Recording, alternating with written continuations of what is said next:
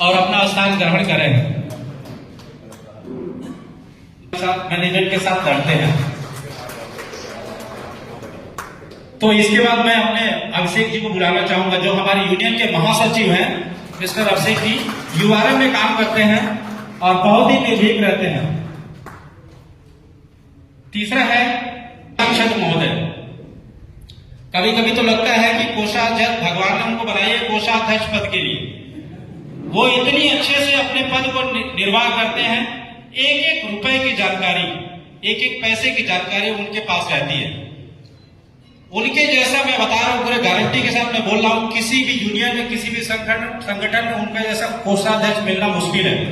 मैं आपको बता रहा हूं, अगर आप जानते होंगे उनको पर्सनली तो आप भी जानते होंगे इस चीज को।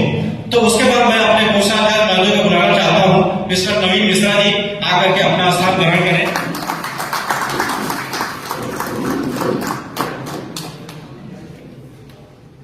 इसके बाद जैसा कि मैं आप लोगों को बताया, माध्यम से आप लोग उनके एनर्जी को और उनके उद्बोधन को, उनके क्रियाकलाप को देखा होगा। शायद उनको पर्सनली नहीं जानते हैं, लेकिन आप लोग नहीं जानते, मैं तो जानता हूं, क्योंकि वो ज्वाइन भी भिलाई में ही किए थे, हम लोगों के साथ ही ज्वाइन किए थे। आज के डेट में वो बोकारो अनादिशासी कर्मचारी संघ के अध्यक्ष है। तो उनको सबसे पहले तो उनको बहुत बहुत धन्यवाद करता हूं कि वो हमारे बीच में अपना कीमती समय निकाल करके आए इतने दूर से।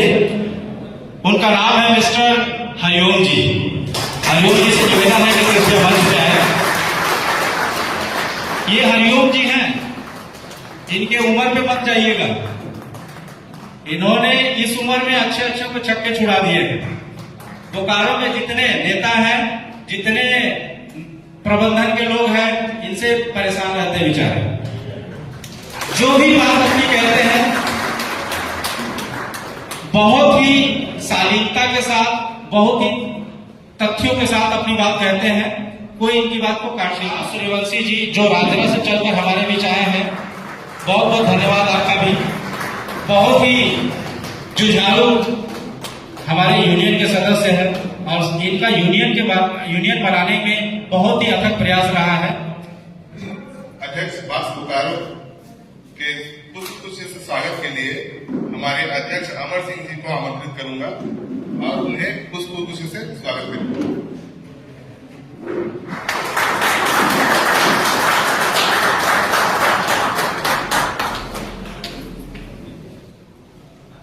हमारे अध्यक्ष महोदय का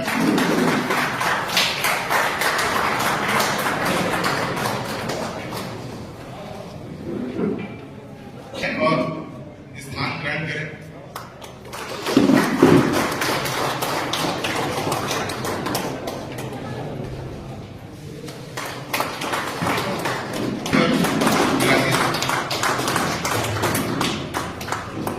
श्री नवीन कुमार गुरु जी से अनुरोध है, मंच पर आए और अपना आसन ग्रहण करें। जी को आमंत्रित करूंगा।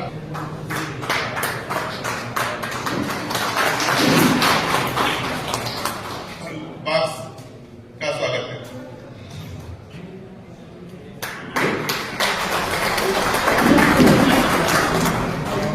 मैं श्री राज भगवान क्लास 8 अध्यक्ष बास भिलाई का स्वागत करता हूं।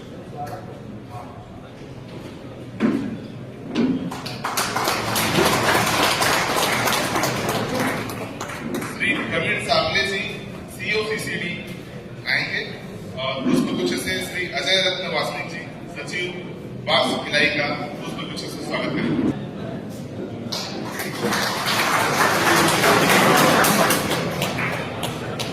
वो आमंत्रित करूंगा, वो आए और श्री अनिरुद्ध दास जी का पुष्पगुच्छ से स्वागत करेंगे।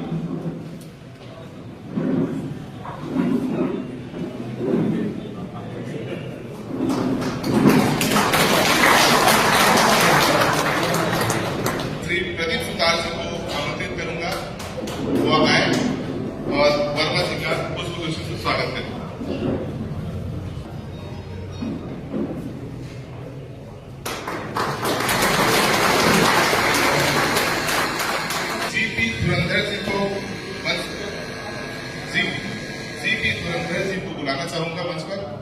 वह आए और श्री निशांत सूर्यवंशी जी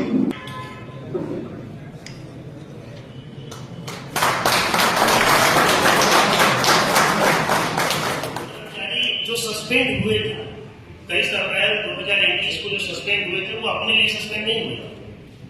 आज आप सब जो पर्स का परसेंटेज ले रहे हो कहीं ना कहीं वो 14 आदमी का देन उसमें बहुत बड़ा योगदान है। यदि परसेंटेज ऑफ पर्स किसी को मिल रहा है तो 80% के युवा शक्ति की देन है कि उन्होंने बहुत सी लड़ाई लड़ी है और 14 आदमी कुर्बानी दिया है उसको, ठीक, जिसका परिणाम है कि हम लोग नहीं तो पहले आप लोग देखते होंगे वेतन समझौता होता था लेकिन तो एक अक्षर किसी को जानकारी नहीं होती थी तो हमारा वेतन समझौता हुआ क्या है।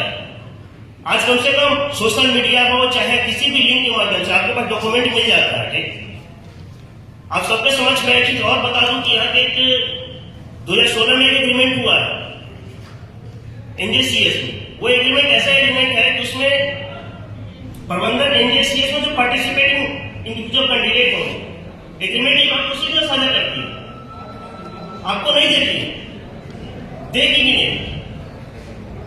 अब एग्रीमेंट क्या हुआ, एग्रीमेंट होता रहते ही लेकिन आपको ही नहीं दिया जाता। इससे बड़ा दुर्भाग्य और क्या हो सकता है।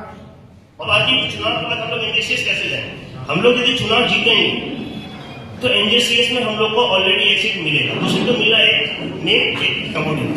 हम लोग इसलिए कर्मचारी पूरे स्टेट लेवल में ये चीज कहते हैं एम्प्लॉय को कि विभिन्न यूनियन है, बहुत सारी यूनियन है, लेकिन आप एक सेंट्रल लेवल पे सिंगल संगठन के साथ जुड़िए। आप एक चीज देखते होंगे सेफी का एक संगठन है अधिकारियों का, हर मुद्दे को क्या करता है, हर मीटिंग होती है हर मीटिंग में क्या होता है उनका एक न एक मुद्दे तो फायदा होता ही होता है। आपके लिए 2021 से मात्र 3 फुल एनजेसीएस मीटिंग हुआ, मात्र 3। ना आपके लिए कोई कैलेंडर है न कोई मीटिंग का एजेंडा है, जबकि आप पोल में जाकर देख लीजिए जेबीसीसी कमेटी है वहां पे और उस जेबीसीसी मीटिंग कमेटी के पहले एजेंडा तय हो जाता है लोगों के बीच और उस एजेंडे में लिखा रहता है कि हम इस पर डिस्कशन करेंगे। हमारे यहाँ जाने के बाद क्या होता है, पहले स्लाइड दिखाया जाता है, फिर उसके बाद टाइम पास होता है, फिर लंच होता है, लंच का डिस्कशन का समय खत्म हो जाती है। तो हम लोग ये चीज नहीं चाहते। हम लोग ये अभी स्लाइडली हम लोग के साथ भी ऐसा हुआ। हम लोग उसके बाद क्या है कि इंसेंटिव पे जो हम लोग को फीडबैक मिला है वो 2007 अप्रैल से हम लोगों ने लेटर लिखा था तो उसमें बोला कि नहीं 2007 से चल रहा है और उसके लास्ट पैराग्राफ में आप लोग के बीच लेटर शेयर किया गया था। उसमें आप देखे होंगे लास्ट पैराग्राफ में लिखा गया कि हम लोग नॉन फाइनेंशियल मोटिवेशनल स्कीम का लाभ भी आप लोग को देते हैं। अब आप लोग यहाँ पर उपस्थित है, क्या नॉन फाइनेंशियल मोटिवेशनल स्कीम का लाभ केवल सिंगल हम ही लोग को मिलता है या दोनों समुदाय लेता है? जब दोनों लेता है तो फिर उसका जिक्र लेटर में करने का क्या दिक्कत है? जबकि वो लोग जो पीआरटी लेते हैं वो करेक्ट फाइनेंशियल आधार पर विभिन्न मंत्रालयों के द्वारा रेटिंग मिलता है ऑन द बेसिस ऑफ लेते हैं, लेकिन हम लोग को क्या मिलता है? हम लोग को ना पीआर में मिलता है। इवन आपका इंसेंटिव ऐसा है कि यदि आपके डिपार्टमेंट में 80% प्रोडक्शन नहीं होगा तो उसमें इंसेंटिव नहीं मिलेगा। यदि आपका प्लांट में 80% इंटेंसिव नहीं हुआ, यदि जो रेटेड डाटा तय होता है उसमें इंसेंटिव नहीं मिलेगा। और दुर्भाग्य है कि आपका प्लांट का जो इफिशिएंसी रेटिंग उस रेटिंग से हर साल कुछ ना कुछ आपका बढ़ते चला जाता है अपने टारगेट अचीव करने के लिए, लेकिन क्या हमारा इंसेंटिव बढ़ रहा है उसको करस्पॉन्डिंग नहीं बढ़ता। होता क्या आगे जाकर के हम अभी आरएसएन में क्या स्थिति है, आरएसएन में इंसेंटिव कितना मिलता है? नहीं मिलता। यूआरएम में इंसेंटिव क्या मिलता है? नहीं मिलता। क्यों? क्योंकि न तो हम 80% अचीव कर पाते हैं टारगेट को। 1 लाख टन का टारगेट मिल जाता है, 1,10,000 का टारगेट नहीं मिलता, हम लोग क्या कर पाते हैं? न तो हम डाटा अचीव कर पाते हैं, हमारा इंसेंटिव शेड्यूल हमारा बन पाता है। तो हम लोग यही चीज कहेंगे आप लोगों को, देखिए यहाँ पर कई सारे यूनियन है, मैं ये नहीं कहता हूं, लेकिन एक साथ जब तक नहीं जुटेंगे और जब तक बटेंगे तो स्थिति वैसी है। लेकिन अच्छे कर्मों की खुशबू चारों दिशाओं में फैले। बस की यह सफलता है कि आज आप सभी बस के कार्य से प्रभावित होकर आज उपस्थित हुए हैं।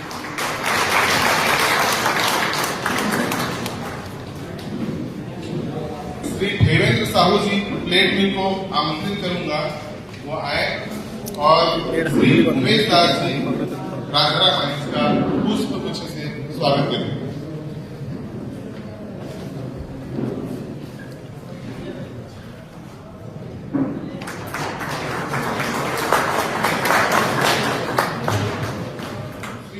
अभिषेक सिंह जी महासचिव बक्स भिलाई को आमंत्रित करते हैं और उनसे बाईलॉज में संशोधन की जानकारी प्राप्त करें। नमस्कार साथियों, मैं अभिषेक कुमार सिंह युवा में पदस्थ हूँ और बक्स के महासचिव पोस्ट पे अभी इस आम सभा में आप सभी का हार्दिक अभिनंदन एवं स्वागत है। साथियों, आज मैं आप सभी को इस आम सभा में संविधान संशोधन मुद्दे पर जानकारी देना चाहता हूँ। संघ के पदाधिकारियों के पद पर नियुक्त होने के लिए निम्नलिखित अहर्ता आवश्यक होना चाहिए। यह अहर्ता कर्मचारियों अध्यक्ष पद के लिए बाध्य नहीं होगा। नीचे वर्णन किया जा रहा अहर्ता नहीं होने पर कोई भी कार्यरत कर्मचारी संघ के किसी पद पर आसीन नहीं हो सकेगा तथा चुनाव में भी नहीं लड़ सकेगा। संघ के सदस्यता ग्रहण किए हुए चुनाव के दिन तक कम से कम 3 साल होना आवश्यक है।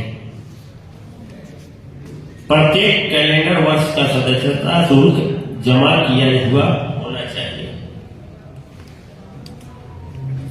सर्वप्रथम कार्यकारिणी सदस्यों के रूप में वे अपना एक कार्यकाल 3 वर्षों तक पूर्ण करेंगे। तत्पश्चात वे संघ के चारों पदाधिकारी के लिए चुनाव नहीं लड़ेंगे। अध्यक्ष, महासचिव, कोषाध्यक्ष, सचिव, इसमें आप लोग सहमत हैं या नहीं?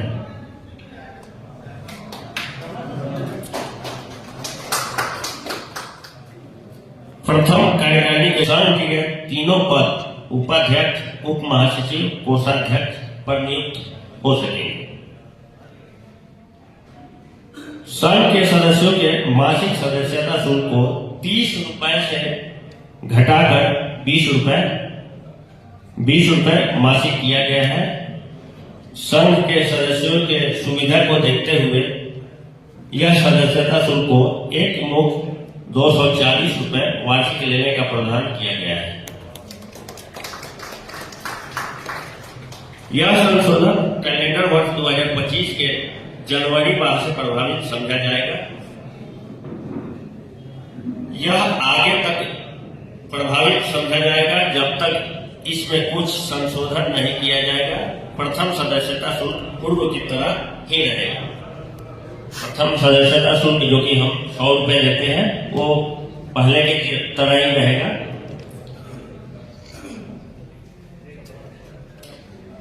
भिलाई इस्पात संयंत्र में उपस्थित विभागवार या जोनवार गैर कार्यपालक कर्मचारियों के मुख्य संख्या के 50 से बढ़ाकर किसी विभाग में कर्मचारी की संख्या कम से कम 85 होगा, जिसमें 17 जोनल प्रतिनिधि नियुक्त किए जाएंगे। प्रत्येक 5 कार्यकारिणी सदस्य पर 1 जोनल प्रतिनिधि नियुक्त किए जाएंगे। इस विभाग में एक कार्यकारिणी सदस्यों की नियुक्ति किया जा सकेगा या किसी विभाग में कर्मचारी की संख्या 75 से ज्यादा होने पर प्रति 75 कर्मचारी पर एक कार्यकारिणी सदस्यों की नियुक्ति किया जाएगा।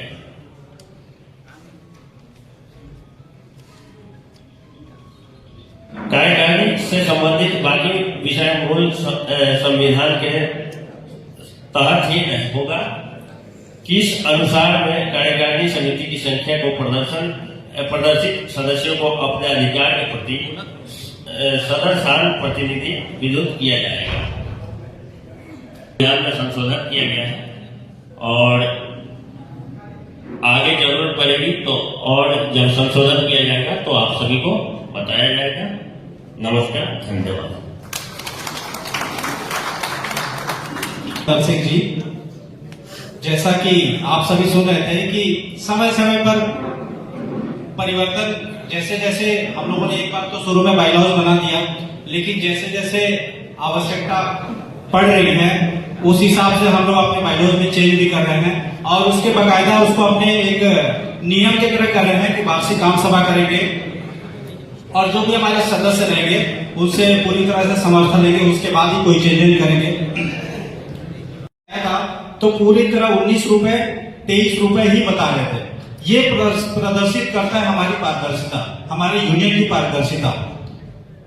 तो वही चीज को लेकर के हम लोगों ने जो अपने बाइलॉज में संशोधन किया उसको आप लोगों के सामने उस चीजों को समर्थन के लिए रखा, जिसमें से मेरे ख्याल से आप सभी उसके लिए सहमत भी हैं। तो उसके लिए आप लोगों को बहुत बहुत धन्यवाद। आगे भी जो हमारे बाइलॉज में संशोधन होंगे वो हम अगली आम सभा में उसको पेश करेंगे और आप लोगों से पुनः सहमति लेंगे, उसके बाद ही कोई चेंजेस होगा। हम हरिओम जी को मैं बताना चाहता हूं उसके बारे में कि वो भिलाई में ही ज्वाइन किए, फिर भिलाई से ट्रांसफर लेकर के बोकारो चले गए और आज के डेट में बोकारो अनादिशासी कर्मचारी संघ के अध्यक्ष हैं, जिन्होंने पूरी मैनेजमेंट को जगाने की कोशिश की है, अपने अधिकारों के लिए लोगों को जगाने की कोशिश की है। उनकी दहाड़ को सोशल मीडिया पे हम लोगों ने तो बहुत सुना है, लेकिन आज वो समय आ गया है जिसके लिए मैं भी बेताब हूं कि उनकी दहाड़ को हम लोग सामने से सुने। तो मैं आमंत्रित करना चाहूंगा हरिओम जी को कि आए और अपनी वाणी से हम लोगों को कुछ अनुग्रहित करें। हरिओम जी।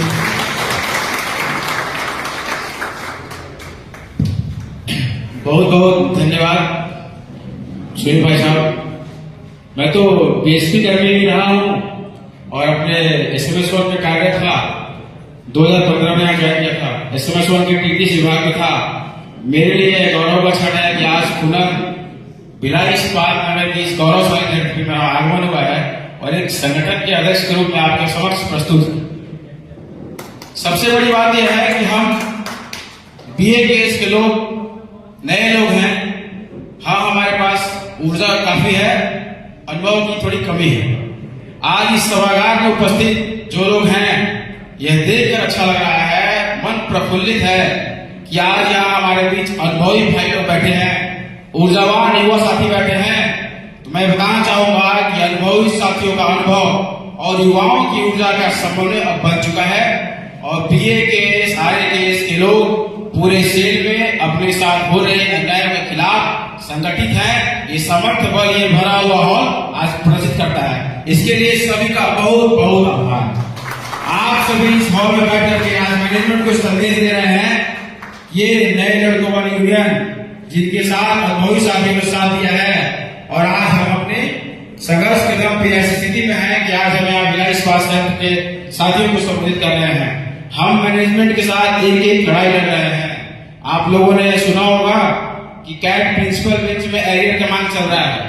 हमारे बीच पीछे भूपिंदर भैया बैठे हैं, भूपिंदर भैया रिटायर्ड हो गए हैं, साथ में नायक भैया बैठे हैं, वो भी रिटायर हो गए हैं। आए दिन बात होता रहता है तो लोग पूछते हैं भाई तुम लोग काम तो अच्छा कर रहे हो, एरियर कब मिलेगा?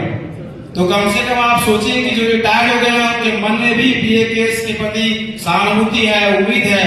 उनको लगता है कि नए लड़के जो है वो कुछ नवाचार कर हमारे साथ हो रही जुल्मों के ऊपर हमारे अधिकार दिलवाएंगे। ये उपलब्धि आप लोगों के सामर्थ्य बल से आई है। ये आप लोगों का सामर्थ्य ही है जो BAKS के लोगों को आज खड़ा होकर के मन से बोलने का अवसर दे रहा है। हम हाईकोर्ट दिल्ली में केस लड़ रहे हैं, हम कैट प्रिंसिपल बेंच में केस फाइल कर रहे हैं और अपने अधिकारों के लिए सजग हैं। मैं बताना चाहूंगा कि हम लोगों ने जो NJCS का पुनः गठन की मांग है, NJCS की पुनः गठन के लिए हाईकोर्ट दिल्ली में हम लोगों ने केस किया और हाईकोर्ट में 3 महीने का पार्टियों को निर्णय दिया गया है, 3 महीने का समय दिया गया है इस्पात मंत्रालय को, सेल प्रबंधन को कि आप बताएं कि जो यूनियन कह रही है इसमें क्या सच्चाई है। यदि यूनियन सही कर रही है तो अगले 3 महीने बाद हम उसका निर्णय करने वाले हैं। तो आप लोगों के सामर्थ्य बल का जो प्रभाव है वो दिल्ली तक है। नेताओं के तो मन में बैठ गया है, उनके मन में इतना खौफ है कि नए लड़के हैं, सुनते नहीं है, समझते नहीं है, पता नहीं वो कौन क्या कर रहा है। तो बताते हैं आप लोगों के एक रणधीर सोनू नाम के व्यक्ति थे, हम उसमें भिलाई सेल प्लांट में थे, जो सेल कर्मचारियों के लिए कर्मचारियों की अलग जगह में थे। हम उनके संपर्क में आए, काफी कुछ जाने, काफी कुछ समझे। परिणाम ये हुआ कि 30 जून को उनका स्थानांतरण कर दिया गया।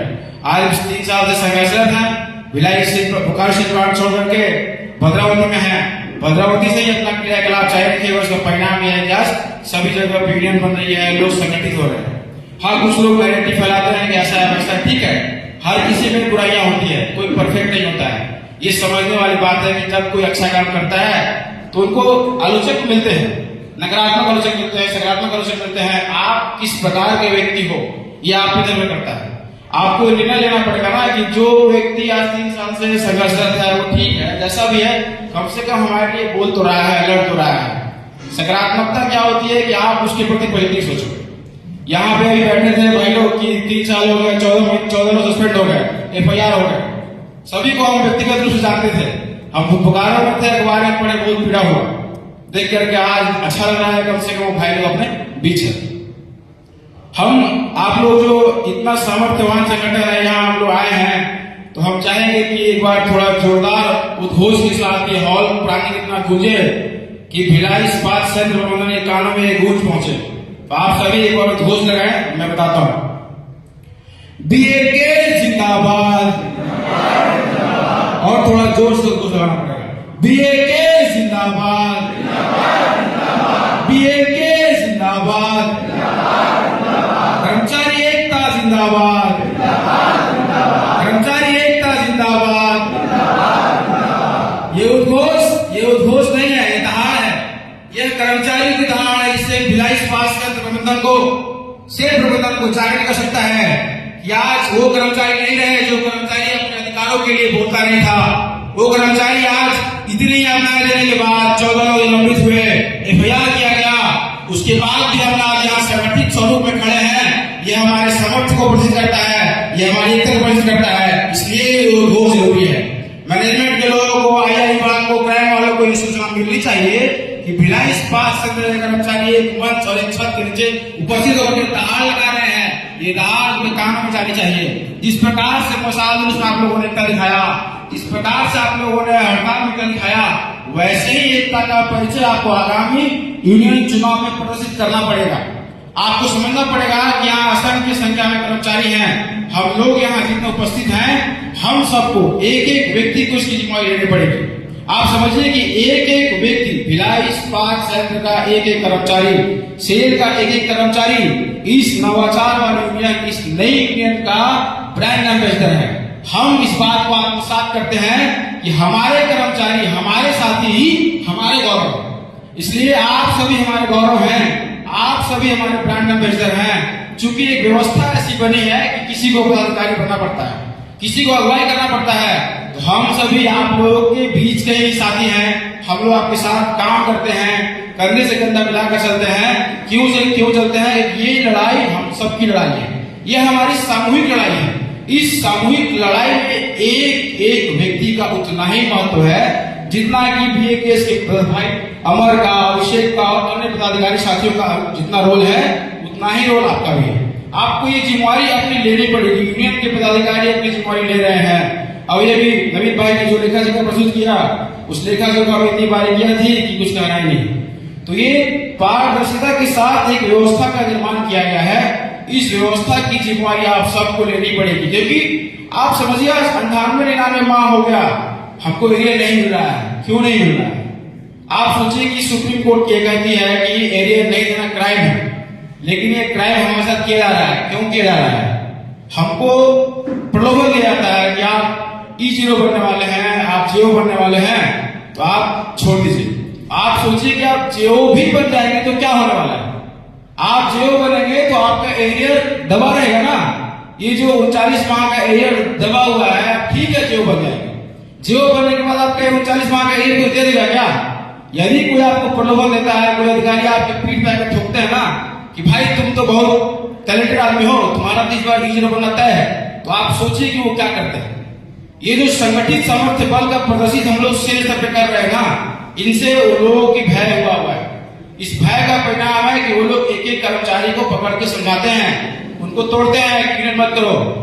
इस देश का संविधान हमको ये अधिकार देता है कि हम अपने आप को संगठित करें, अपने साथ हो रही अन्याय के प्रति प्रतिकार करें, अपने अधिकारों के प्रति सजग रहें, और जो भी प्रबंधन तानाशाही रवैया अपनाती है, इस तानाशाही रवैये के खिलाफ जाकर के अपने संगठित सामर्थ्य बल के साथ लोकतांत्रिक दायरे में रहते हुए हम अपने अधिकार को प्राप्त करें। ये संवैधानिक अधिकार में कोई क्राइम नहीं है। और आप सोचिए कि कैसा ये तानाशाही प्रबंधन है। हमको क्वालिटी सर्कल के नाम पे, 5S की ट्रेनिंग के नाम पे, जेओ में जाने के नाम पे, शिफ्ट में आने जाने के नाम पे बोलता है ठीक है तुम 2 घंटे में चले जाओ, तुम 4 घंटे में चले जाओ, तुम्हें काम करना, आना और पंच मारना चलेगा। ये सब क्या है? यदि कंपनी की प्रबंधन सही में कर्मचारी हित ऐसी होती, देश हित की बात होती, तो हम लोग एक नारा पड़े हुए ना, सेल का लोगो लिखा हुआ है, हर एक काम देश के नाम। तो हर एक काम देश के नाम वाली बात को आत्मसात कर रही होती तो ये कर्मचारियों का सदुपयोग कर उत्पादन में उनका प्रयोग करती। ये कंपनी किस प्रकार की कंपनी है जो हमको हमारा अधिकार नहीं दे रही है, हमको हमारी सुविधाएं नहीं दे रही है, हमको एरिया नहीं दे रही है और हमको छोटे छोटे चूरन चटनी बांट रही है। ये 2 घंटे लेट से आना, 2 घंटे पहले आना, ये क्या है? ये चूरन चटनी। ये चूरन चटनी लेकर के हम अपने मूल अधिकार से भटक जा रहे हैं। हमको आत्मचिंतन करने की आवश्यकता है, हमको आत्ममंथन करने की आवश्यकता है। हम भिलाई इस्पात संयंत्र की धरती पे क्यों खड़े हैं? हम इसलिए खड़े हैं ना कि हम भिलाई इस्पात संयंत्र के गौरवान कर्मचारी हैं। हमारे मन में ये गौरव है कि हम हर एक काम देश के नाम करने वाले लोग हैं और हम चाहते हैं कि हमारे जो कार्य क्षमता है उसका जो उपयोग है वो राष्ट्र की उत्थान में लगे। इस उद्देश्य के साथ हम आए हैं। भिलाई इस्पात अगर हमारा पहचान है बीएसपी कर्मचारी के नाम का है और हम बीएसपी कर्मचारी होने अपनी मूल भावना को छोड़ते जा रहे हैं। ये कैसा व्यवहार है हमारा? तो ये बीए की इसकी यूनियन सिर्फ आपको आपके अधिकारों के बारे में बताने के लिए नहीं, आपकी समस्याओं के बारे में बताने के लिए नहीं, आपके कर्तव्यों का बोध करवाने का भी काम कर रही है। यूनियन का काम सिर्फ अधिकारों को लेना नहीं है, यूनियन का काम आपके कर्तव्यों का बोध करवाना भी है। मैं आप सभी से रिक्वेस्ट करूंगा प्लांट में 8 घंटा नियमित रूप से कार्य करें, संगठित रहें, आपस में बैठें, कर्मचारियों के बाद नीतिगत बातों पर चर्चा करें। आप विचार करें कि इंसेंटिव रिवाइज बता रहे थे भाई कि 2007 से रिवाइज नहीं हुआ है। क्यों रिवाइज नहीं हुआ? जिस मैनेजमेंट को 1 लाख करोड़ का एक्सपेंशन करने का फुर्सत है, जिस मैनेजमेंट को कर्मचारी रिटायर हो रहे हैं उनके लिए पीआरडब्ल्यू का फुर्सत है, उस मैनेजमेंट को उत्पादन को समय के साथ बढ़ाने का भी फुर्सत है, उसी मैनेजमेंट के लोगों को ये फुर्सत नहीं है कि इंसेंटिव को रिवाइज कर दिया जाए। है कि नहीं है? बताइए आप लोग। तो आप सोचिए कि क्यों नहीं दिला रहे? जो एनजेसीएस के लोग हैं, एनजेसीएस के लोग आज चुप क्यों हैं? उनकी उदासीनता, उनकी चुप्पी आपके मन में प्रश्न खड़े नहीं करती है। आप विचार करिए कि आज जो इंसेंटिव रिवाइज नहीं हो रहा है, रात्रि पाली भत्ता के नाम पे हमको उतरवाया गया वर्षों तक और लास्ट में 180-90 रुपए लाया गया। ये क्या था? इसका पीड़ा किसको हो रहा है? समझना पड़ेगा।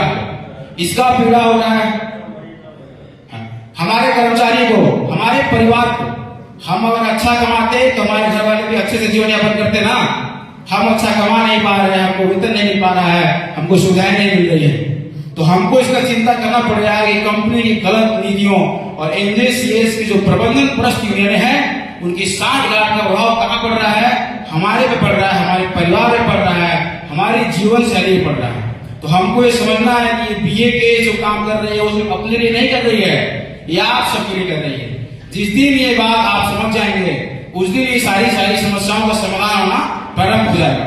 आगामी चुनाव का समय आने वाला है। इस चुनाव में इस बात का आपको ध्यान रखना है कि आप सभी जो लोग यहाँ बैठे हैं, सभागार में उपस्थित हैं, सभी लोग अपने अपनी जिम्मेवारी में एक एक कर्मचारी को जोड़े। अभी बता रहा था नवीन भाई की 1300-1400 की संख्या है, तो भिलाई इस्पात संयंत्र में हमको लगता है कि 12,000 के आसपास कर्मचारी हैं और 12,000 में से 1300-1400 संगठित हुए हैं। तो ये परिणाम है कि मैनेजमेंट को लोगों को हमको पटाना करना पड़ रहा है, हमारे लोगों को तोड़ना पड़ रहा है। तो आप सोचिए कि जब अगर 12,000 लोग इस सभागार में बैठे होते तो मैनेजमेंट का क्या स्थिति होगा? ये आम सभा इस बात को बताने के लिए लाया गया था। एक पारदर्शिता के साथ आप लोगों के लिए, आप लोगों के द्वारा बनाई जा रही यूनियन है जो चल रही है। आप सभी इस बातों को समझें, शॉप लेवल पे इस बातों की चर्चा करें और एक एक कर्मचारी तक इस बात को पहुंचाएं, एक एक कर्मचारी को इस संगठन में जुड़ने के लिए प्रेरित करें ताकि हम सभी अपनी सामूहिक लड़ाई को अपनी सहभागिता के साथ पूर्ण कर सकें। इन्हीं बातों के साथ बहुत बहुत धन्यवाद। जय श्री राम। मेरी जज्बातों से इस कदर वाकिफ है मेरी कलम, मेरी जज्बातों से इस कदर वाकिफ है मेरी कलम, मैं इश्क भी लिखना चाहूं तो इनकलाब लिख जाता है। ये थे हमारे हरिओम भाई, जिनकी ऊर्जा को हमको मैं मंच पे बुलाना चाहूंगा, उनकी वाणी को सुनना चाहूंगा। छोटे शब्दों में, कम शब्दों में मैं चाहूंगा कि वो भी अपनी बात को रखें। अनिरुद्ध सर आइए।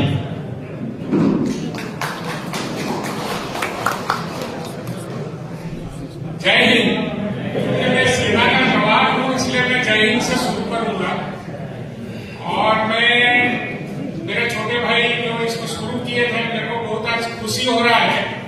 इसलिए खुशी हो रहा है कि हम लोग का पहले मीटिंग कर रहे थे, मैं जाते थे कहीं पेड़ का नीचे करते थे, कहीं ब्रिज का नीचे करते थे, कभी ब्रिज का ऊपर करते थे।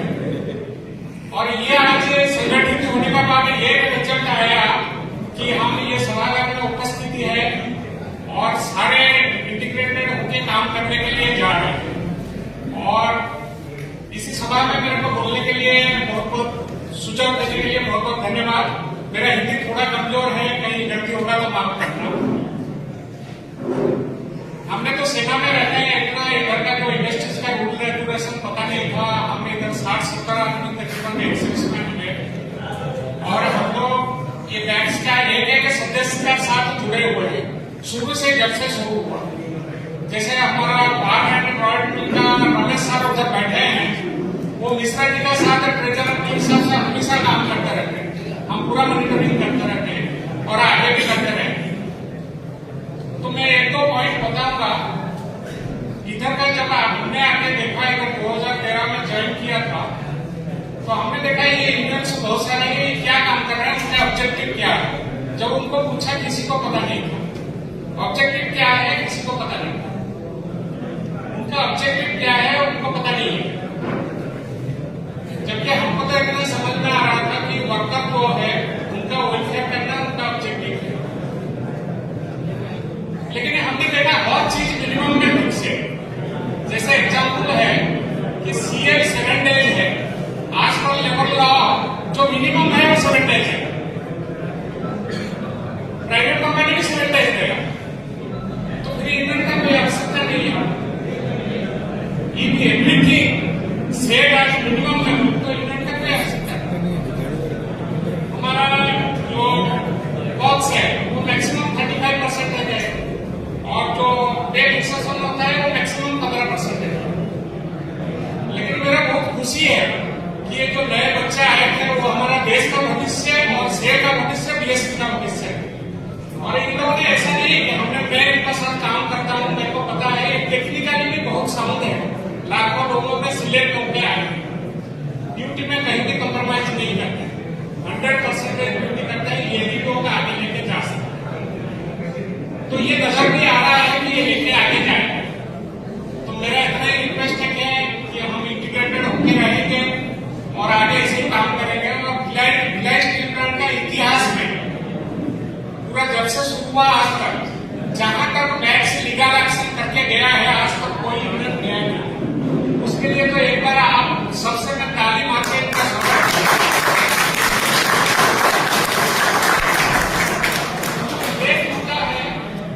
जब से हम सेंट्रलाइज रिक्रूटमेंट प्रोसेस है, मैक्सिमम भाई हमारा बाहर का है, कुछ इधर का नहीं है। जो लीव के क्राइटेरिया है ना उनको सूट नहीं करता। कल भी हमारा ठाकुर भाई छुट्टी करके आए, राजस्थान का है, जाने के लिए 24 आवर्स लगता है, 2 दिन छुट्टी चला जाता है, आने के लिए भी 2 दिन लगता है। तो ये सारे छुट्टी अगर मिनिमम में सेट होगा तो हमको अच्छा वर्कर नहीं मिलेंगे, और अच्छा वर्कर नहीं मिलेंगे तो अगर संस्था रहेगा तो हम रहेंगे, BSP में तो हम लोग थे। तो इसलिए आप लोग से रिक्वेस्ट है, काम की प्रति अच्छे से करना है, आनंद का काम करना है। उसका बाद एक का ड्यूटी दूसरे का राइट से। हम इसलिए अभी दिक्कत में फंसे हैं कि मैनेजमेंट का जो ड्यूटी है वो हमारा राइट से, वो अपना ड्यूटी ठीक से कर लेगा और यूनियन वाले जाके साइन कर देते हैं, क्योंकि बिना यूनियन का साइन तो नहीं बना सकता है। तो इसमें जहाँ गड़बड़ होता है ये लोग नजर रखिए, और मैं उम्मीद करता हूँ आगे से अच्छा काम करेंगे। और हमारा एक्सर्विसमैन कितना 70 आदमी इधर है, आप लोग का साथ 100 लोग में जब भी बुलाएंगे, जहाँ भी बुलाएंगे, इंटेंट अगर क्लियर होगा हम पहुंचेंगे। और निस्वार्थ पर भाव से अगर हम काम करेंगे तो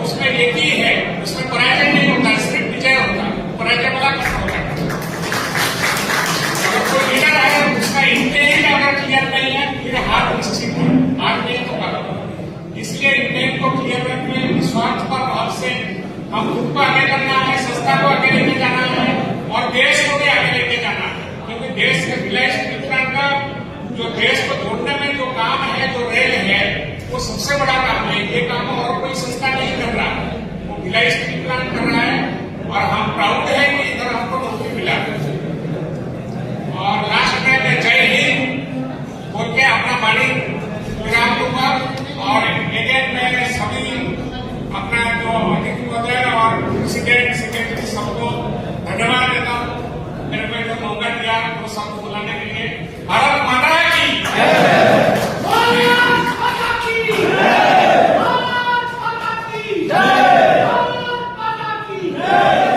मैं चाहूंगा कि कम शब्दों में वो भी अपनी बात रखें, अपने सुझाव को जो भी है वो हमारे लिए मार्गदर्शन की करें। सबसे पहले मंच पर आसीन पक्ष के पदाधिकारीगण और हमारे इस्पात के कर्मचारीगण, सबसे पहले पक्ष को धन्यवाद होगा कि आप इस आम सभा में एक आम कर्मचारी के तौर पर आपने मुझे आमंत्रित किया, अपने सुझाव के लिए बुलाया, जो ज्यादातर वार्षिक आम सभा में नहीं देखा जाता है। वो भी सिर्फ अपने ही लोगों को, अपने बीच के लोगों को बुलाते हैं, वो दूसरे लोगों को मौका नहीं देते। एक आम कर्मचारी के तौर पर सबसे पहले आपको धन्यवाद देता हूं कि आप जो कानूनी लड़ाई लड़ रहे हैं 39 महीना एरियस के लिए, वो आप धन्यवाद के पात्र हैं। दूसरी चीज, इस कड़ी में आप देखेंगे कि हमें एरियस नहीं मिलने का कारण बताया जाता है घाटा। अरे घाटा कौन कर रहा है? घाटा कौन कर रहा है? एक कर्मचारी कर रहा है कि आपकी प्रबंधन नीति कर रही है कि सरकार की नीति कर रही है? दूसरी चीज, मैं एक सुझाव दूंगा कि जब हम यहाँ तक आए हैं तो अभी आप देख रहे होंगे कि अभी सभी जगह दौरा करके एक्सटेंशन प्रोजेक्ट के नाम पे बंदर बांट पड़ने वाला है, जो अभी 27 में पेरिजन होने वाला है, फिर आगे जाके वही होगा। तो मैं चाहूंगा कि कानूनी तौर पर आप स्टे लें कि ये एक्सटेंशन प्रोजेक्ट ना हो, उस पर रोक लगे, जिससे हम लोगों को जो चोट पहुंचने वाला है और वो चोट ना पहुंचे। जब कोई अपने भविष्य के लिए तैयारी करता है, कुछ अनियमितता होती है, तो वो कोर्ट के तरफ से स्टे लेता है। तो क्या हम स्टे नहीं ले सकते कि एक्सटेंशन प्रोजेक्ट के नाम पे जो बंदरबांट होगा उसको रोक लगाइए, हमारे वर्कर के मुझे मुद्दे हैं सुलझाइए, तब आप एक्सटेंशन प्रोजेक्ट की तैयारी कीजिए। मेरा यह सुझाव है, कानूनी रूप में लड़ाई लड़िए और इसमें भी सफलता पाइए। दूसरी चीज, निगाहें निगाहों से मिलाकर तो देखो, निगाहें निगाहों से मिलाकर तो देखो, नए लोगों से रिश्ता बनाकर तो देखो। हसरतें दिल में दबाने से क्या हासिल होगा, अपने होठ हिलाकर तो देखो। जो दिल में है उसे कर दो बयान, खुद को एक बार जताकर तो देखो। आसमान सिमट जाएगा तुम्हारे आगोश में, चाहत की बाहें फैलाकर तो देखो। बस इन शब्दों के साथ आप लोगों को ढेर सारी शुभकामनाएं। सारे कर्मचारियों की उम्मीद और आशा की किरण बने हुए हैं, उसमें आप कामयाब हो। एक आम कर्मचारी के तौर पर मेरी सुझाव थी, मैंने अपना सजेशन दिया और आपको फिर से बहुत बहुत धन्यवाद। आपने इस मंच पर हमें आमंत्रित किया, मैं दिल से आपका अभिनंदन करता हूँ। सफर में धूप तो होगी, जो चल सको तो चलो। सफर में धूप तो होगी, जो चल सको तो चलो। सभी भीड़ में है, तुम भी निकल सको तो चलो। इन्हीं बैरियर को पार करते हुए जो भी हमारे सामने दिक्कतें हैं, ऐसे ही हमारे सीनियर सर लोग हैं, जिनके सुझाव को आशीर्वाद के रूप में लेकर के हम लोग चलते हैं आगे। आप लोगों के सामने अंत में हमारे यूनियन के जो प्रेसिडेंट हैं उनको मैं बुलाना चाहूंगा और अपनी यूनियन के जो भी हमारे विचार हैं, यूनियन के बारे में जो भी उद्देश्य है, जो भी गतिविधियां हैं उसके बारे में आकर के आप लोगों को बताएं। अमर सिंह जी।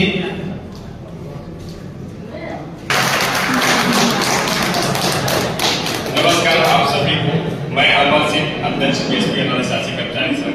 पहले आप लोग को जो हम लोग फ्लोर केस दिए हुए हैं उसके बारे में थोड़ी सी ब्रीफ कर देता हूँ।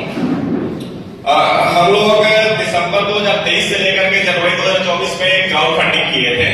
उस क्राउड फंडिंग के थ्रू हम लोग को जनवरी में हमारे पास आया था 3,18,000 रुपए। उस 3,18,000 में से अभी तक जो हम लोग से खर्च हुआ है 1,96,000 रुपए खर्च हो चुका है। उस खर्च में वकील को 1,60,000 का पेमेंट किया गया है, 32,000 रुपए दिल्ली आने जाने का खर्चा हुआ है और 4,308 रुपए का खर्चा हुआ है। जो डॉक्यूमेंटेशन है इसमें, तो इस तरह से हमारे पास अभी की डेट में 1,22,144 रुपए अभी अकाउंट में है। और ये केस के लिए अभी तक हम लोग इसमें 2 स्टेटमेंट ट्राई किए थे। पहले हम लोग हाईकोर्ट में ट्राई किए थे कि अगर वहां एक्सेप्ट हो जाए तो वेल एंड गुड, पर हाईकोर्ट ने रिजेक्ट किया कि सर्विस मैटर है तो आप कैट में जाइए। तो कैट में गए, कैट में हम लोग का केस रजिस्टर हुआ 15 जुलाई को। 15 जुलाई से अभी 6 महीने में हम लोग का 4 हियरिंग हुआ है, जिसमें 2 हियरिंग में मैनेजमेंट का वकील आया नहीं है, 1 हियरिंग में आया है।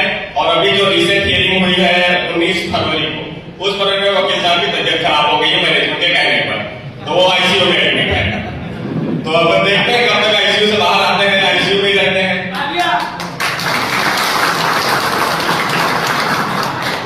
तो ये आईसीयू में जाए या जहां भी जाए, हमको हमारे हक का पैसा दे तो हमको मतलब नहीं है। हम यहाँ एम्प्लॉय हैं, हम यहाँ काम करने के लिए आए हैं, काम के बदले अपना हक लेना है, अपने हक से समझौता करने नहीं आए हैं। ये जो बाकी हमारे एनडीसीएस के बड़े बड़े नेता है, एक साल से एक मीटिंग नहीं बुला पाए हैं और अपने आप को 30 मार्का कहते हैं। भैया जब आप एक मीटिंग नहीं बुला सकते हो तो कर क्या रहे हो वहां? आप किस आधार पर हमारे हक की बात करोगे? और दूसरा, जो मैनेजमेंट हमारी सबसे कमजोर कड़ी को पकड़ के रखा है वो है हमको मानसिक रूप से गुलाम बना के रखा है। हमारी मानसिकता ऐसी बना दी है ना कि हम अपने आप को कमतर रखें ताकि उसको वो चीज देना ही ना पड़े। और सबसे पहले है, अगर हम लोग इस लड़ाई को लड़ना है तो अपने आप को मानसिक रूप से तैयार करना पड़ेगा। ये लड़ाई बहुत लंबी लड़ाई लड़नी है और मानसिक रूप से हमको ऐसे प्रकार किया गया है, छोटे से इंक्रीमेंट के नाम पर, प्रमोशन के नाम पर, और मैं तुम्हारा ट्रांसफर कर दूंगा, ये कर दूंगा, वो कर दूंगा।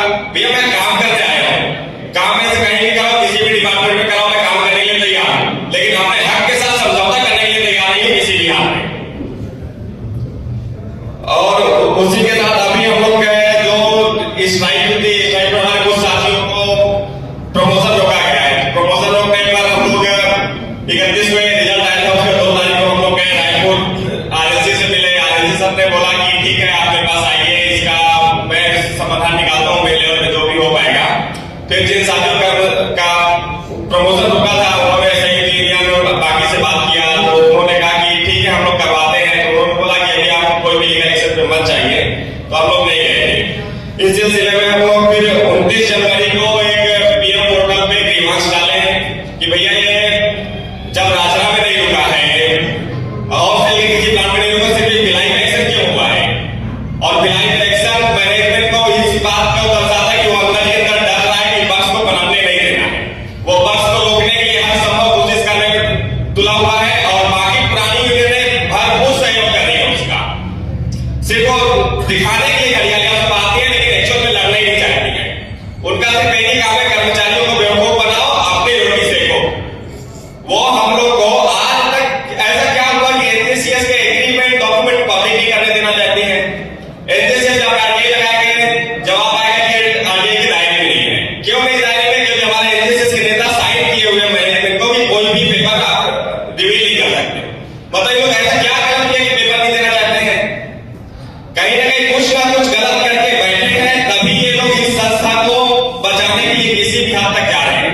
अब उसको आरटीआई के डॉक्यूमेंट हमारी हकीम भी नहीं कर रहे हैं ना, तो हमको डॉक्यूमेंट देने क्या प्रॉब्लम है इनको? लेकिन नहीं दे रहे हैं, यही सब है। और उसके बाद अभी हम लोग का जो आगे का रणनीति है, आगे के रणनीति के तहत हम लोग ये केस किए हुए हैं। इसके बाद हम लोग यूनियन चुनाव के लिए कंटिन्यू कोशिश कर रहे हैं कि हो जाए हम लोग को कोर्ट ना जाना पड़े। पर कुछ समय और देखने के बाद अगर नहीं होगा तो हम लोग को अंततः मजबूरी कोर्ट में जाना ही पड़ेगा। बिलासपुर कोर्ट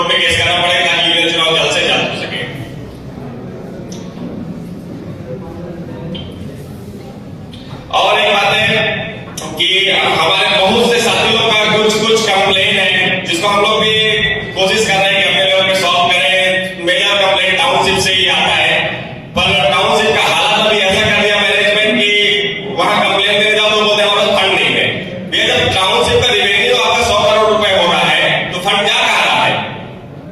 लेकिन मैनेजमेंट सारे दस्तावेजों को इतनी गोपनीय तरीके से रखता है, इतना मैनिपुलेट करके रखता है कि हम लोग समझ ही मत पाए। आप कहीं भी देखिए आपका मैनुअल कॉस्ट हम लोग का कंटिन्यू घट रहा है, लेकिन हमारी सुविधाएं देने में मैनेजमेंट को दर्द होता है, और जो सुविधाएं मांगने वाले हैं उनकी सुविधाएं कंटिन्यू बढ़ते रहती है, उसमें कोई दर्द नहीं होता है, लेकिन हमारी कर्मचारियों की सुविधाएं देने में दर्द होता है मैनेजमेंट को। ऐसा क्यों है? और ये कर्मचारियों की सुविधाएं बढ़ती है तो हमारे बाकी लोग भी यही बोलते हैं कि इनको नहीं मिलना चाहिए। सिर्फ बाहर जा रहे हैं कि हम लड़ रहे हैं, लेकिन एक्चुअल में पार्टी का क्या जाते हैं, ये इनका हाल है। तो मेरे हिसाब से जितना मैं स्टडी किया हूं या जो भी मेरे पास फैक्ट है, तो अगर हम लोग सेल में रहना चाहते हैं तो भला करना चाहते हैं तो हमारा जो भी नेतृत्व करे वो सेल का कर्मचारी ही करना चाहिए, कोई बाहर का व्यक्ति नहीं।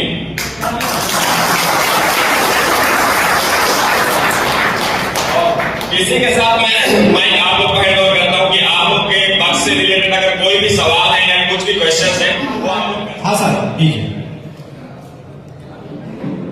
पीछे भी सर एकदम। मेरा सवाल ये है, तो छुट्टी में जो अनियमितता थी उसके लिए कुछ 31 जनवरी तक समय दिया गया था प्रबंधन को, तो उसका कुछ बाद में पता ही नहीं चला।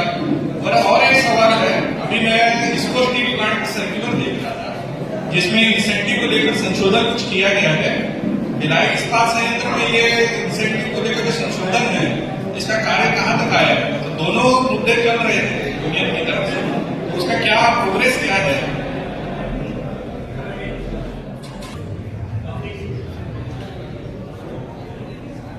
आपका क्वेश्चन भी बहुत अच्छा जायज है। हमने पहले भी इन चीजों को बताया था कि पक्ष ने उस सभी मुद्दे पर अपना पत्र व्यवहार किया है और फीडबैक लेने का काम किया।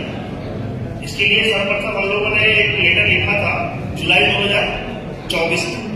तत्पश्चात हम लोग को श्रम मंत्रालय से फीडबैक मिला और उसके बाद हमारी पहली मीटिंग हुई थी 25/9/2024 को।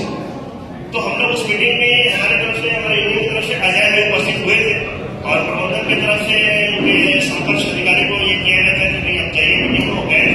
और उस दिन मतलब सीएलसी चाह रहा था, प्रबंधन के अधिकारी भी चाह रहे थे इस मैटर को यहीं पे डिस्कस किया था, खत्म किया। लेकिन हम लोगों ने बोला नहीं, क्योंकि हम लोगों को मीटिंग का दौरान जब हम आईएम में लेटर दे रहे थे तब पता चला। तत्पश्चात हम लोगों ने तो बोला कि आप अटेंड कीजिए और बोले कि डेट दी। हम लोग को अगला डेट दिया गया था 28/11 को हम लोग मीटिंग में उपस्थित हुए। उससे पहले हम लोग ने दिया गया था कि कॉन्स्टिट्यूट की गई है जो कि इंसेंटिव को रिवाइज करने के लिए रिस्पॉन्सिबल है और उसकी स्टडी करेगी। पर यहाँ मैनेजमेंट पूछते कि इंटर प्लांट कमेटी में कौन मेंबर है, तो बोलते हमको पता ही नहीं कोई कमेटी ऐसी एग्जिस्ट कर रही है। तो ये तो हाल है कि पेपर में कुछ और बोलते हैं और सामने कुछ और बोलते हैं। तो इन सब का है कि अगर आरटीआई भी लगाते हैं तो 1 महीने बाद जवाब आता है, उसके बाद फिर हम लोग स्टडी करके फिर आगे का। तो अभी यही है कि इस पे आरटीआई लगाएंगे, आरटीआई से जो जवाब आता है उसके आधार पर फिर आगे लेवल एडमिनिस्ट्रेटिव कमेटी करके बताएंगे कि इस पे क्या करना है क्या नहीं करना है। मेरा सुझाव यहाँ बैठे हर व्यक्ति के लिए है, पीछे से लेकर सामने तक जितने लोग बैठे हैं, जो भी मुझे सुन रहे हैं, जो भी मुझे समझ पा रहे हैं, मैं उनको बस एक ही सुझाव देना चाहता हूँ। पहले मैं अपना परिचय देता हूँ। मैं लोकल से हूँ, भिलाई स्टील प्लांट में भोज पे डिपार्टमेंट में काम करता हूँ। मैं जिस दिन से अपना संगठन से जुड़ा हूँ लगातार इसके लिए कार्य कर रहा हूँ। जरूरी नहीं है कि हम लोग सामने जो लोग काम करते हैं वो सामने दिखें।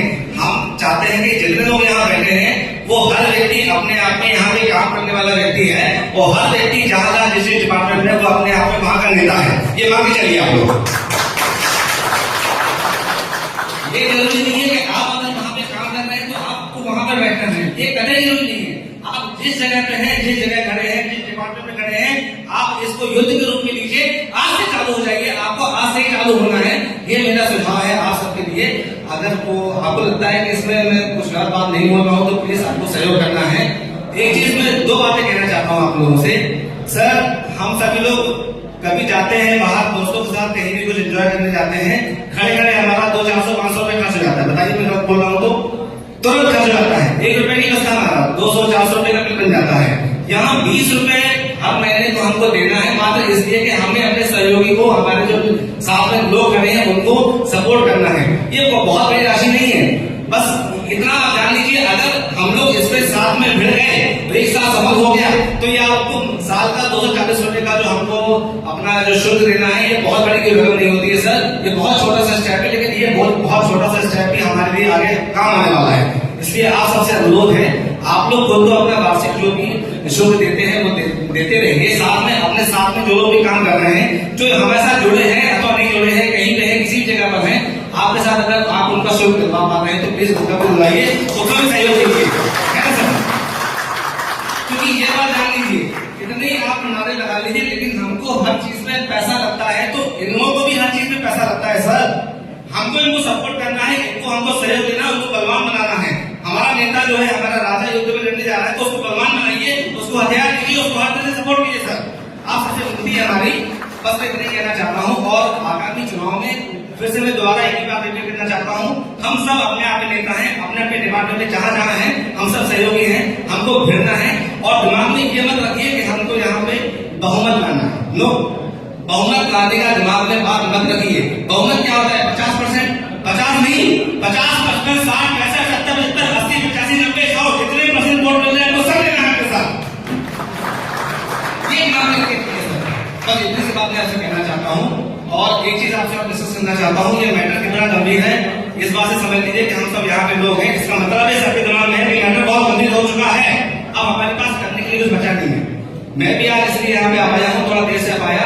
मेरी वाइफ, मेरी और बच्चे को लास्ट से 102 डिग्री दोनों को फीवर है, लगातार फीवर आ रहा है। अभी उनको एडमिट करूंगा आज शाम तक, लेकिन मैं 10 मिनट के लिए यहाँ पे सिर्फ इसलिए आया हूँ क्योंकि हमको सहयोग करना है इनको। हमारे काम काज चलते रहेंगे, पर यहाँ पे आना बहुत जरूरी है सर। इसी के साथ मैं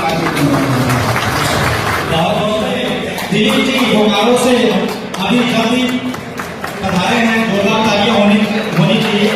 हम लोगों के लिए इतनी दूर से चल करके आए हैं, बहुत बहुत धन्यवाद करते हैं आप लोगों का। आपका उद्बोधन जरूर सुने की कृपया स्थान ग्रहण करें। अभी हड़ताल हुआ, अब आप लीडरशिप में है ना, लीडरशिप में आप लीड कर रहे, हम आपके पीछे हैं।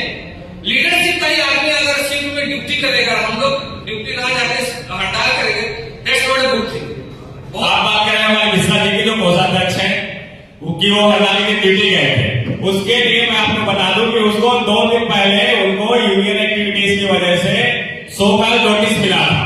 उस शो का नोटिस को रिप्लाई हम लोग देकर आए थे। रिप्लाई देने के बाद उनके सीनियर महोदय बोले कि आपको रिसीविंग की कोई जरूरत नहीं, मैं ऐसे ही हटा देता हूँ। फिर स्ट्राइक के दिन सुबह कॉल करके बोले कि आपको रिसीविंग चाहिए तो लेके जाओ, नहीं तो मैं इसको आगे तुम्हारे अगेंस्ट इनिशिएट करूंगा।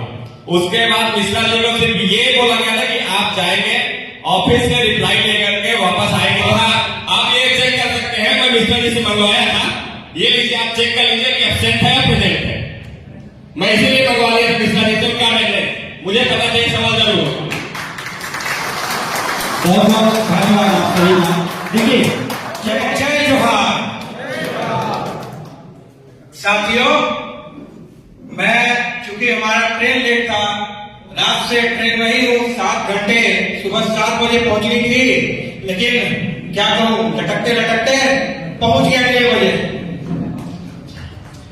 कहना यही चाहता हूँ, सवाल तो कई सारे हैं, सवाल आज से नहीं है, ये सवाल तो 2017 से रखा हुआ है, ये सवाल तो 2007 से रखा हुआ है। कौन आया? कोई आया? नहीं आया। हमें आपको सबको मिलकर जाना पड़ेगा। जैसे वो मिश्रा जी है, वो एक कर्मचारी है, उसी तरह मैं भी एक कर्मचारी हूँ। ये कोई लीडर या नेता से बात नहीं कर रहा, ये एक सेल कर्मचारी बात कर रहा है जो पीड़ित है, जिसके साथ लगातार अन्याय किया जा रहा है। आपको हमको सबको मिलकर जागना पड़ेगा। नहीं जागोगे तो कहां से आएगा? ये त्रेता युग चल रहा है, ये द्वापर युग चल रहा है कि कोई अवतार आएंगे और तुम्हारे दुखों को दूर कर देंगे। नहीं करेगा कोई नहीं करेगा। हमको जैसे मैंने लिया, प्रण लिया, मैं आया हूं, आगे आया, उन 10,000 कर्मचारी, भोपाल स्टील प्लांट के 10,000 कर्मचारियों के बीच मैं आया, हरिओम आए, इस तरह कई साथी आए जो लड़ने आए, लड़ रहे हैं, लगातार लड़ रहे हैं। आप देख रहे होंगे हम लोगों ने प्रबंधन को खुलकर बता दिया है बच गए भाई, बच गए। हड़ताल ना हुआ, हड़ताल ना हुआ, लेकिन बिना हड़ताल के जो मजा सिखाया ना, वो याद है, याद है। वहां जो अधिकारी महोदय थे, निकल कर समझाने आए, सुनिए आपका तो कर दिया जाएगा। अच्छा एरिया है ना, एकदम बात फाइनल है। हर पर्सनल शॉप के डिपार्टमेंट में घूम घूम कर आज तक पूरे बोकारो स्टील प्लांट के इतिहास में पूछा गया, क्या कभी ऐसा खौफ था? तब पता चलता है नहीं भाई, खौफ का अंदेशा तो पहली बार आया। अब समझ लीजिए, बिना स्ट्राइक के पूरी दुनिया तो बंटवाइए दिया, सबका नाश्ता खाना तैयार। जब हमारी वीडियो रिलीज हुई रात में, तब भी भरोसा नहीं, मैनेजमेंट के लोगों को भरोसा नहीं था। अरे बाप, फिर कोई वीडियो डाल देगा ना, फिर अब क्या होगा? तो कहने का मतलब है लीडरशिप तो आएगी, लेकिन लीडरशिप तो इन्हीं आम कर्मचारियों में से लाना होगा ना। आप किससे उम्मीद कर रहे हैं? रेड्डी जी से? रेड्डी जी से क्या उम्मीद किया जा सकता है? अरे वो तो वो चाचा चौधरी है, 95 साल हो गया है, लेकिन अभी तक जा नहीं रहे। 95 साल हो गया, अभी तक जा नहीं रहे हैं। अपने तो है, बेटों को ले आए हैं। बाप बेटा दोनों सेल का नेता है भाई। ऐसी कृपा और कहां मिलेगी? क्यों मिल रही है भाई? मिल रही है क्योंकि आप हम मिलकर सवाल नहीं करते हैं, हम आप मिलकर पूछते नहीं हैं। भैया लगातार 3 सालों से 1 लाख करोड़ से ज्यादा का कारोबार कर रही है सेल। आज से पहले कितना का कारोबार करती थी? नहीं, ये तो रिकॉर्ड कारोबार है। लेकिन हम क्या है जी, हम कर्मचारी हैं, हम वर्कर कैडर हैं। हमारा काम प्रोडक्शन देना है, प्रोडक्शन करना है। मैनेजमेंट का काम है उन्हें अच्छे दामों में बेचना। क्या कर रहे हो भाई? किसके वजह से घाटा हो रहा है? और सवाल करता हूं तो दुख लगता है, सवाल करता हूं तो दुख लगता है। बोलते हो यार प्लांट बचेगा तभी चलेगा सब कुछ। मैं बोला प्लांट बचेगा सर, लेकिन हमारी गलती तो बता दीजिए। हम तो जिस कैडर में है, हमको जिस लायक आपने चुना है, हम तो वो काम ईमानदारी से कर रहे हैं। आज ऐसे रिकॉर्ड हिट प्रोडक्शन करता है, जितना रिकॉर्ड हिट बना रहा है वही हमारा भाई हरिओम है। जितना वो बना रहा है अभी तक के इतिहास में कभी नहीं किया गया था। फिर भी सेल घाटे में क्यों है? सवाल तो ये है, अगर पूछना है तो सवाल तो ये बनता है। उसके बाद जब बात आती है बोलते हैं कि अच्छा अगर कंपनी नहीं रहेगी बाबू तो फिर ना तुम्हारा डिमांड पूरा होगा ना हमारा। तो हम बोले सर आपका डिमांड तो इसे भी पूरा हो जाता है। हमारे लिए भले क्वेश्चन मार्क है, उसी क्वेश्चन मार्क का तो उत्तर देने आया हूं, उसी क्वेश्चन मार्क का उत्तर देने आया हूं। ठोक के दिया। ऐसा कौन सा विभाग नहीं था जहां जाकर बजाया नहीं, जहां जाकर जगाया नहीं। मैनेजमेंट के लोग भी जानते हैं, अभी भी पूछते हैं अरे 3 दिन का भी कुछ हला बड़ा है क्या? 3 दिन का कुछ करने वाले हो क्या? तो बोला अरे करना तो था, लेकिन क्या करे सर, लेबर कमिश्नर के यहाँ लोग चिट्ठी दी गई थी ना, 2 साल से मीटिंग में आप लोग नहीं कर रहे थे। तो हम लोग का हड़ताल के बाद पता चल रहा है कि लेबर कमिश्नर साहब ने यहाँ बैठक चालू कर दिया, मीटिंग चालू कर दिया। अब हम स्ट्राइक पे जाएंगे तो बोलेंगे लेबर कमिश्नर साहब हड़ताल चल रही है, ये तो अवैध स्ट्राइक कर रहे हो तुम लोग, मजबूरी।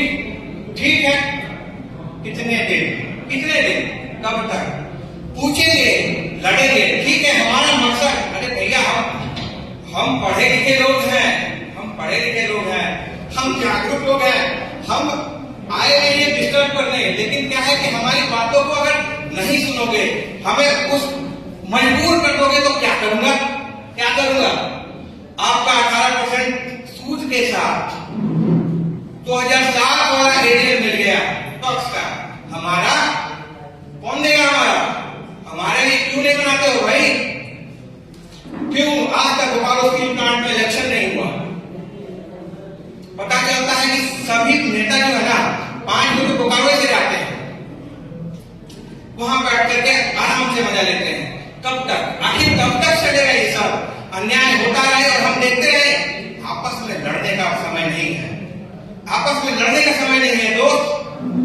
मिट्टी जब एकजुट होती है तो ईंट बनती है, मिट्टी जब एकजुट होती है तो ईंट बनती है, ईंट जब एकजुट होता है तो दीवार खड़ी होती है, और जब दीवारें खड़ी होती है तो मकान बनता है। हम तो इंसान हैं, हम तो इंसान हैं, तो क्यों एकजुट नहीं हो रहे हो, क्यों एकजुट नहीं हो रहे हो?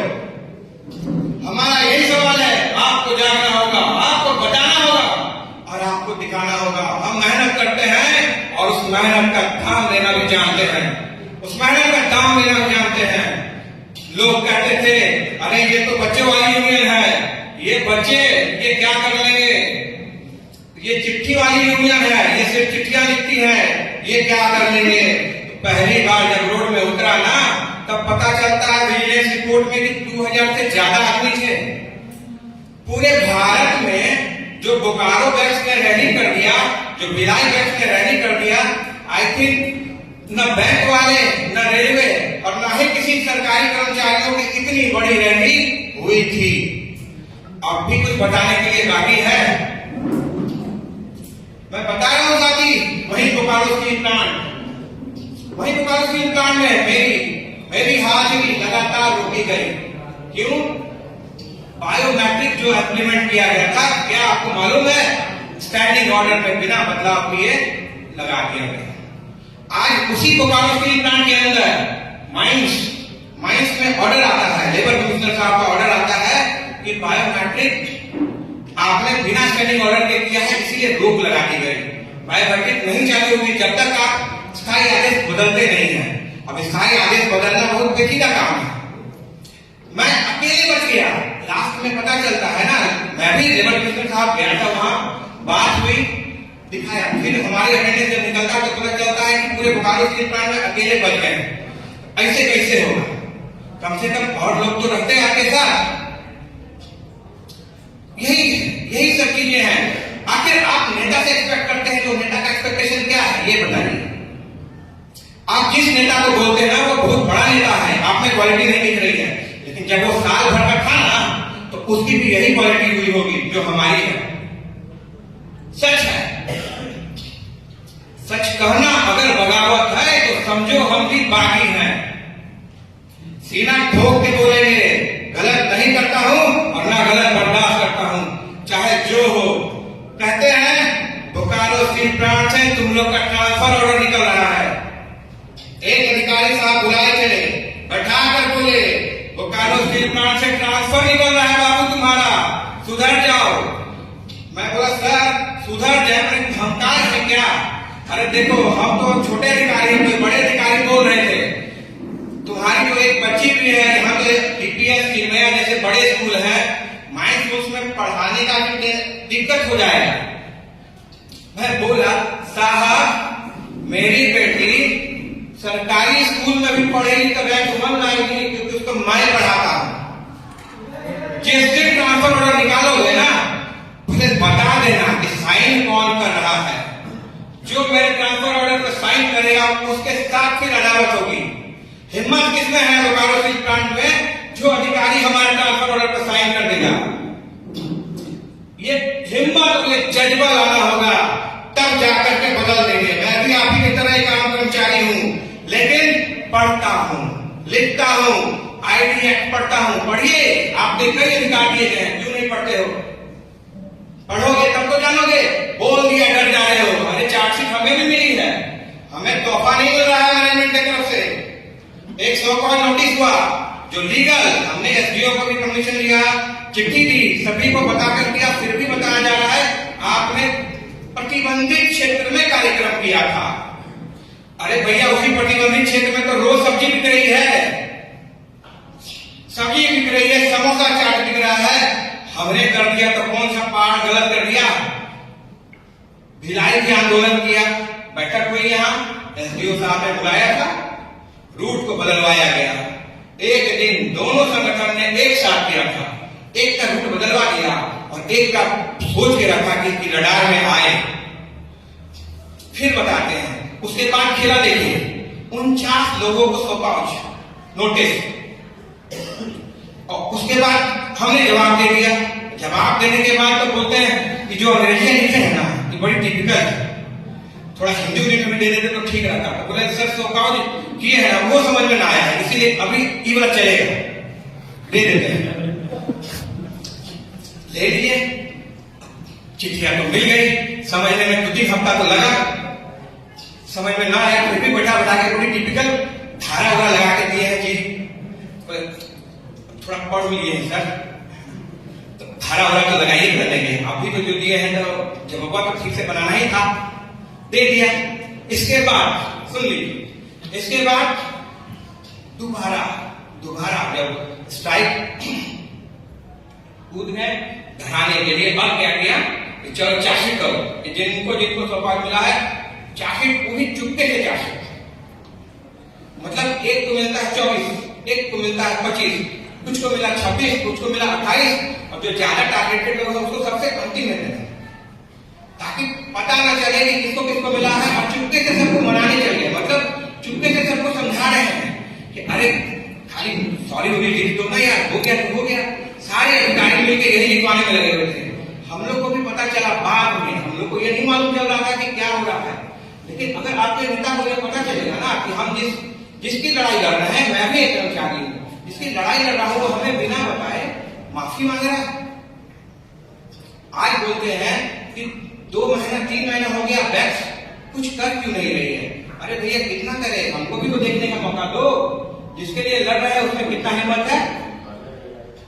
बाकी हम तो है ही है भाई जिद्दी, हम तो छोड़ेंगे नहीं, पैसा तो ले लेकर रहेंगे, बोल दिए आज तो चाहे कल दो। केस तो चल रहा है ना, जान ही रहे आप, केस चल रहा है। जब अधिकारी वर्ग यूनाइट होकर एक झंडे के नीचे आकर केस लड़ सकता है, 2007 का एरिया 2007 का बकाया 2023 में फरिया सकता है, तो आप घरे में बैठकर के उम्मीद करिएगा 20 रुपया महीना और 30 रुपया महीना से और कितना कम कर दें, बोल दीजिए, आयाम सभा है। अगर 20 रुपया भी देने में 20 बार सोचना पड़े, कौन लड़ेगा भाई? जैसे आप लोन में दबे हो ना, तो हमको भी बहन की शादी के लिए लोन लेना पड़ा, हमारे ऊपर भी कुछ 4 लोन है, जितनी आपकी सैलरी है ना उतनी हमारी भी है, कम करते करते तो अब ये हालत हो गया है। 10 साल में अगर रेलवे में ज्वाइन करते ना तो आपकी सैलरी 90,000, 95,000, 1 लाख होती, लेकिन सेल में ज्वाइन करने के बाद आज सैलरी कितनी हो रही है? 10 साल 12 साल एसटी में ज्वाइन करो, अब 60,000, 62,000, चलो कम से कम किया जा रहा है। ये खेला हाथ से नहीं हो रहा है, ये खेला कब से हो रहा है? बताइए 2007 में हमारा किया, उनको 46% बॉक्स मिला जी, आपको क्या मिला था याद है? क्योंकि आते आते कुछ सवाल आया तो हमको भी लगा कि भाई जब सवाल आया तो जवाब तो हमारा ढेर है, हमारा जवाब से तो बड़का अधिकारी उलझ जाते हैं, तो फिर बाकी तो है ही है। इसीलिए हमारे मन में भी जो सवाल है ना उसका जवाब कौन देगा? आज बैच बोकारो में ही देख लीजिए, डर का माहौल क्या करते हैं, एक कोषाध्यक्ष है हमारे यहाँ मानी ले नहीं, लेकिन कोई पद लेने को तैयार होता है। आज बोलते हैं कि आपके यहाँ बहुत अच्छे और भी हैं वक्ता, लीडर, नेता, लेकिन अगर ये आदमी ये जो मिलकर खड़ा किया है ना, ये छोड़ देगा कि डंडा पकड़ने के लिए कोई तैयार है? इस डंडे में तैयार तो होना पड़ेगा ना। हमने ऐसा यूनियन बनाया जो बताओ, आप ही बताइए भाई, आप ही बताइए, ऐसा यूनियन में कौन सा यूनियन है जो महामंत्री और अध्यक्ष का पद का भी चुनाव करता है? एक आम कर्मचारी भी महामंत्री बन सकता है, बताइए तो पूरे शहर में कोई यूनियन है? वहां तो राजा का बेटा ही राजा बन रहा है ना, यहाँ नहीं। यहाँ तो आम कर्मचारी उठकर खड़े हैं और बोल रहे हैं, और ऐसा बोल रहे हैं ना कि अच्छे का पोल बोल रहे हैं। साथ देना होगा। अगर 20 रुपया भी नहीं देंगे ना, 20 रुपया भी दिलवाने में पूरे विभाग के साथ नहीं खड़े हो पाते हैं, तो फिर क्या है भाई, कैसे लड़ेगा?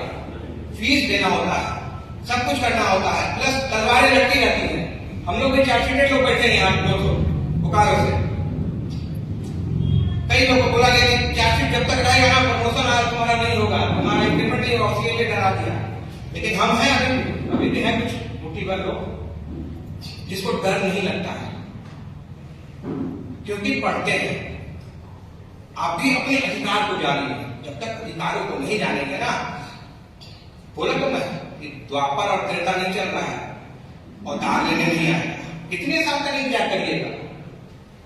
जन आंदोलन की जरूरत है। हमें आपको सबको जागने की जरूरत है। आपका सवाल खराब नहीं लगा, लेकिन हमारा सवाल का जवाब तो आपसे न लेंगे। मेरे मन का जवाब कौन देगा भाई?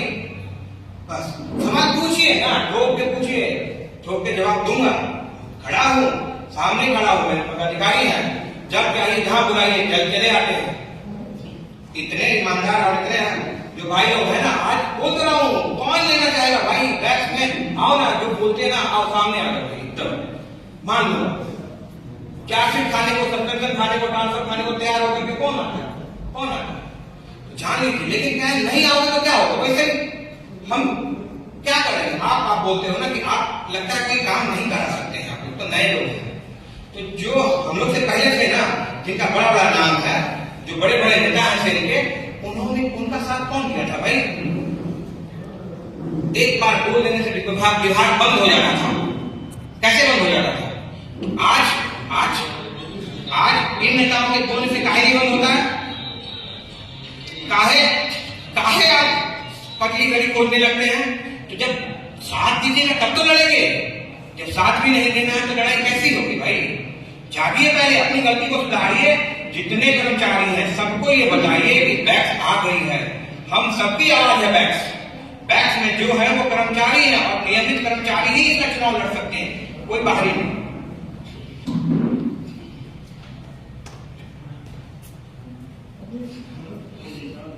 बस यही कहेंगे। एक शेरो शायरी के खत्म भी कर देता हूं। मंजिलें बड़ी जिद्दी होती है, मंजिलें बड़ी जिद्दी होती है, हासिल कहा नसीब से होती है, मगर वहां तूफान भी हार जाते हैं जहां कश्तियां जिद्दी होती है। भरोसा ईश्वर पर रखोगे तो जो तकदीर में लिखा है वही पाओगे। भरोसा ईश्वर पर रखोगे तो जो तकदीर में लिखा है वही पाओगे। भरोसा अगर खुद पे रखोगे, ईश्वर भी वही लिखेगा जो तुम चाहोगे, जो तुम चाहोगे। इसी के साथ मैं अपनी वाणी को विराम देता हूं। जय हिंद, जय हिंद। बहुत है केपीएस यूनियन की जरूरत क्यों पड़ी, सबने बता दिया होगा, क्योंकि संक्षिप्त में पता था।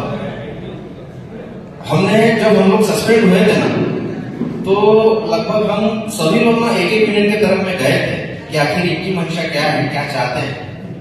तो सबने ये पता चला हमको कि सस्पेंशन जब निकाला गया है, इन सभी लोगों को बुला के हमारा नाम आगे प्रमोट किया गया और इनके सिग्नेचर से, इनके सहमति से हमारा सस्पेंशन किया गया। ये बात ईडीपीआईडी के ऑफिस से ही हमें पता चला है। उस वक्त में एसपी दुबे साहब थे, सभी पांचों यूनियन को बुलाया था। 150 लोगों का लिस्ट था और उसमें से हम 14 लोगों को फाइंड आउट करके बोले ठीक है सस्पेंड मार दो सब। बोले ये सभी लोग है बोले जो पूरे प्लांट को खराब कर रहे, ऐसा उनका कहना था। सभी यूनियनों का देखने हमने कोई मीटिंग करने को तैयार नहीं था, कोई कुछ नहीं था। फिर उसके बाद में हमने सोचा कि यार हम इधर उधर भाग रहे क्यों ना, हम अपनी खुद की नए लड़कों की बिना संगठन बनाए, जाके जाएंगे किसके पास? सबका चेहरा तो देख ही लिया था।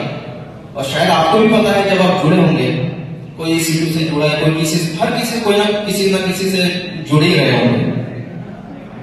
ये संगठन उस समय बनाया गया जब कोई आगे आने के लिए तैयार नहीं। इतना डर मैनेजमेंट का खौफ लोगों के मन में था।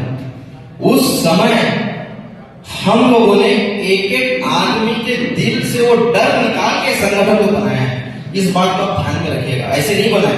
ये जो हम लोग बैठे हैं ना, जो लोग बाहर भी है, ये इस संगठन का ही वो वजूद है जो आप लोग यहाँ बैठे हो, नहीं तो इसके पहले ऐसा नहीं था। करेंगे आप सभी लोगों से एक बार पुनः निवेदन है कि कृपया बाहर जो भोजन आप सभी के लिए ही बना है तो भोजन करके ही जाएं। सभी को धन्यवाद, सभी को नमस्कार। नवीन भाई को देता हूँ भाई, धन्यवाद।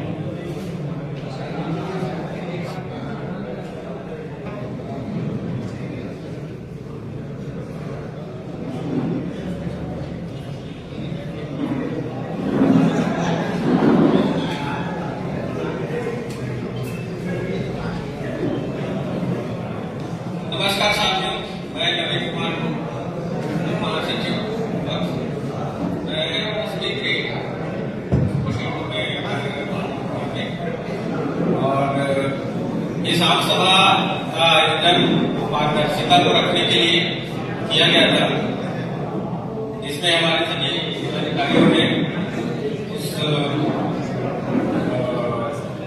जो हमने पिछले वर्ष में जो गतिविधियां हुई, जो आप लोगों ने जो राशियां बक्स यूनियन को चलाने के लिए दी, उसका विवरण प्रस्तुत किया। आम सभा में संशोधन किया गया, बायलॉज में उसको प्रस्ताव दिया गया। उसके लिए आप जो सब यहाँ आए हैं उनका धन्यवाद। दूसरा, इस आम सभा को सफल बनाने के लिए बक्स बोकारो से श्रीमान हरिओम अध्यक्ष बक्स, श्रीमान दिलीप जी महासचिव बक्स बोकारो से चल के आए थे।